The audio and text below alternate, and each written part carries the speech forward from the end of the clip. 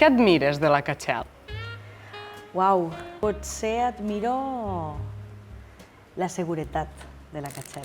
Però he de dir que la primera vegada que vaig fer l'audició de cant vaig sortir plorant també d'aquest escenari. Què és lo cabaret?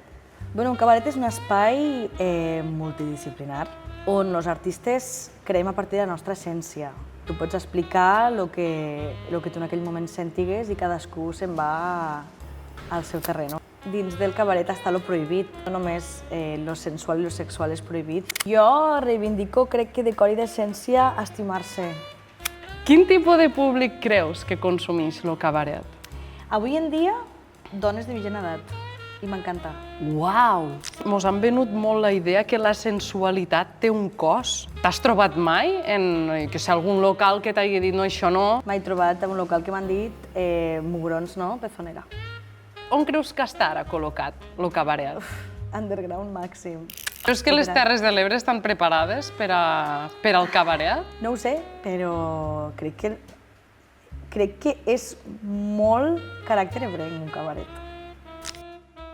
Que poc s'ho pensen, Poc s'ho pensen.